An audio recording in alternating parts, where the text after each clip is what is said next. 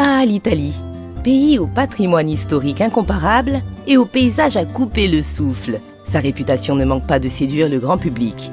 Et c'est le moins qu'on puisse dire lorsqu'on voit qu'elle accueille pas moins de 46 millions de touristes par an, faisant d'elle le 5e pays le plus visité au monde. Berceau des civilisations estruques, puis romaines, l'Italie a vu naître et perdurer le tout premier empire d'Europe pendant près de 500 ans. Bienvenue sur Faits Divers TV. Si vous avez cliqué sur cette vidéo, c'est que vous êtes curieux d'en savoir plus sur l'Italie. Heureusement, nous avons fait nos propres recherches afin de vous proposer 10 faits insolites sur ce fameux pays. Juste avant que la vidéo ne commence, nous vous invitons à vous abonner à notre chaîne et à activer la cloche des notifications pour être mis au courant de chaque nouvelle vidéo. Et si cette série de faits sur les pays du monde entier vous plaît, faites-le nous savoir en bombardant cette vidéo de likes. Allons-y sans plus tarder. Les gondoles de Venise. Pas besoin de prévoir un voyage jusqu'en Italie afin de découvrir les fameuses gondoles de Venise. On en a tous déjà entendu parler. Mais si vous souhaitez non seulement visiter la célèbre ville sur l'eau et conduire votre propre gondole en plus de ça, n'espérez pas trop. Les Italiens aiment leur culture et y tiennent tout particulièrement. Ainsi, c'est loin d'être si facile qu'on ne le croit. Pour ce faire, il vous faudra obtenir votre certification de gondolier, qui ne s'obtient qu'après avoir validé un examen fait pour ce titre. Cette certification nécessite de regrouper plusieurs compétences spécifiques. Elle provient d'un mélange entre le monde du tourisme et celui des embarcations. On ne passe donc son examen que lorsque l'on sait manier les gondoles, qu'on parle au moins une langue étrangère et qu'on connaît l'histoire et la culture de Venise par cœur. Bref, en moyenne, moins de 10 gondoliers sont formés par an. Comme quoi cette profession n'est pas destinée à tout le monde. Autant dire que si vous comptez conduire votre propre gondole dans les rues aquatiques de Venise, il vaut mieux s'accrocher. Un pays à la diversité incomparable. On ne le remarque peut-être pas de prime abord, mais en regardant de plus près, on se rend vite compte que l'Italie varie énormément d'une région à une autre. Et c'est normal, me direz-vous. Chaque région a ses propres coutumes, bien qu'elle se trouve au sein d'un même pays, comme en France par exemple. Mais là, la diversité italienne n'a vraiment rien de comparable. Au total, 15 langues sont reconnues au sein du territoire italien et sont dénommées minoritaires. Ces langues ne proviennent pas toutes de l'Italie, car plusieurs d'entre elles sont en fait des langues de pays voisins, comme le grec, le catalan ou encore l'albanais. Cela tient son explication du fait que l'Italie est un pays accueillant un grand nombre d'immigrés, et cela se traduit dans les faits du quotidien. De plus, la diversité italienne s'exprime aussi à travers sa multitude de paysages, des lacs aux montagnes en passant par la campagne. Les volcans. De toute l'Europe, plus que 3 volcans sont encore en activité, et ces derniers se trouvent tous les 3 en Italie. Il s'agit du Vésuve, de l'Etna et du Stromboli. Vous connaissez sûrement déjà le Vésuve, qui est à l'origine du site renommé des Vestiges de Pompéi. Ce lieu est un ancien village ayant subi les dégâts d'une éruption en 79 avant Jésus-Christ. L'éruption a provoqué des dégâts irrémédiables et de plein de façons possibles. Coulées de lave, nuées ardentes, tremblements de terre ou encore projection de pierres ponces. Il n'en resta plus que des débris. Si ce site est devenu un élément historique réputé, c'est parce qu'il abrite des corps pétrifiés des suites de l'événement, encore visibles à ce jour. Ces vestiges sont du pain béni pour les archéologues et les historiens, dont les études ont pu être menées à bien et pendant de longues années, afin de reconstituer tout le scénario de l'époque.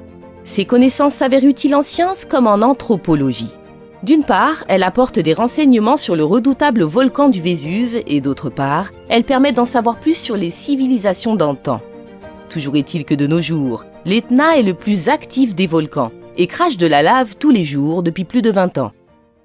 La plus longue république du monde. Si vous vous attendez à ce qu'on mentionne l'Empire romain une fois de plus, c'est loupé. Car le régime dont nous allons parler a duré quasiment le double, et c'est celui de Venise. En effet, la République de Venise a été fondée en 697 et dissoute 1100 années plus tard par Napoléon en 1797.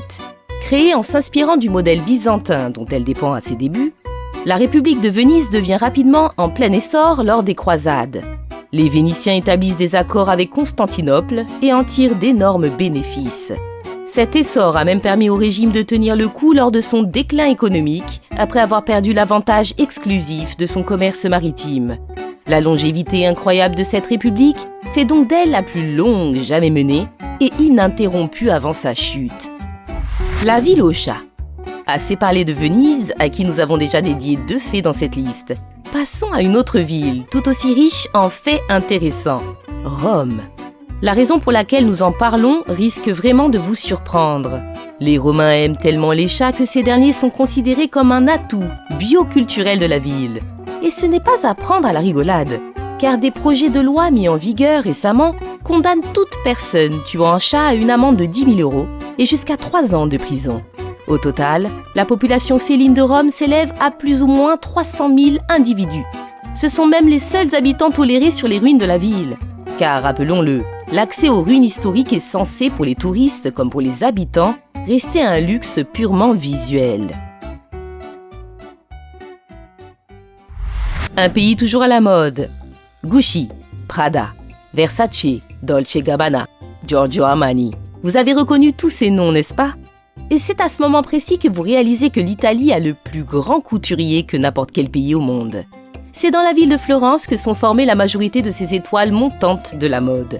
Cette formation offre le diplôme de directeur artistique à l'issue de 6 ans d'études pour un total de 39 000 €. Cette ville représente le centre d'excellence des secteurs de la maroquinerie, des chaussures et des accessoires. Toutes ces célèbres marques font de leur mieux pour valoriser leur dernière création lors de la Fashion Week de Milan, pendant laquelle le Made in Italy est mis à l'honneur. Un autre événement des plus importants est organisé en plus de celui-ci. Il est connu sous le nom de Pitti Imagine et se déroule chaque année pour faire défiler les meilleures créations du monde de la mode masculine. La règle secrète du réveillon. Organiser un réveillon festif est une tradition du Nouvel An pour tout le monde. L'Italie ne déroge pas à la règle là-dessus. Si ces réveillons ont l'air des plus classiques, avec un feu d'artifice, quelques confettis et d'autres festivités, une tradition pour le moins inattendue semble être naturelle pour les Italiens. Cette coutume, propre au pays, consiste à ce que tout le monde porte des sous-vêtements rouges le jour du Nouvel An. On n'est pas sûr de savoir la vraie origine de cette tradition, et les historiens tiennent tous une interprétation différente. Pour certains, il s'agirait d'un héritage chinois, tandis que pour d'autres, se vêtir de tissu rouge avait déjà lieu au sein de Rome dans l'Antiquité. En plus du port de sous-vêtements rouges, les Italiens ont pour habitude de casser un ou plusieurs objets au Nouvel An. Pour le coup, on ignore d'où vient ce rite. La gastronomie et les Italiens. Comment ne serait-ce que songer à l'Italie sans penser à toute la culture gastronomique du pays? Vous la sous-estimez sûrement en la rapportant aux pâtes. Oui, les Italiens mangent jusqu'à 25 kg de pâtes par an en moyenne. Mais saviez-vous que de toutes leurs recettes traditionnelles, la plus ancienne remonterait à l'époque de l'Antiquité, où étaient déjà consommées des pizzas, bien que la première vraie pizza ait ouvert ses portes seulement en 1830. Mais l'Italie ne se résume pas aux pizzas non plus. En fait, la culture gastronomique est tellement riche que les spécialités varient drastiquement de région en région. Dans le sud, par exemple, on ne jure que par le risotto. Quant au dessert, l'un des plus célèbres à l'international, le tiramisu, n'a été inventé qu'en 1970. Une fontaine qui rapporte. C'est dans la ville de Rome qu'a été érigée la fontaine de Trévi, selon la demande du pape Clément XII.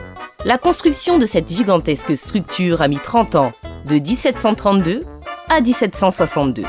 Elle atteint 26 mètres de haut et représente plusieurs dieux de la mythologie. Ce lieu, très prisé par les touristes en quête de romantisme, récolte environ 3 000 € quotidiennement. Ainsi, la monnaie européenne est directement récupérée à des fins caritatives pour l'association Caritas, une organisation pastorale qui aide les personnes en détresse financièrement. Finalement, chaque pièce jetée n'est pas un acte anodin et contribue à aider les personnes les plus démunies. Les devises étrangères, elles, sont converties puis utilisées pour le financement de l'entretien de la dite fontaine. D'ailleurs, Rome est la ville qui abrite le plus de fontaines dans le monde. Le vrai risque en Sicile. On ne va pas se mentir.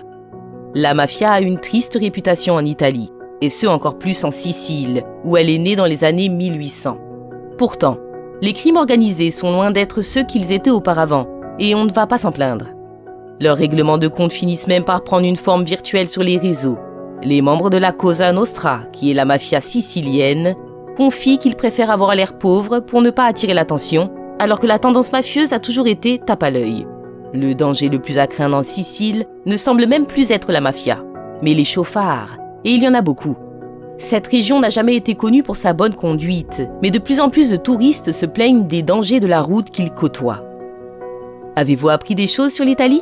Dans ce cas, laissez un j'aime sur cette vidéo et abonnez-vous pour plus de contenu de ce style. Si vous avez d'autres anecdotes insolites sur ce pays, écrivez-les dans l'espace commentaire. Sur ce, nous vous remercions d'avoir regardé cette vidéo jusqu'au bout et à la prochaine.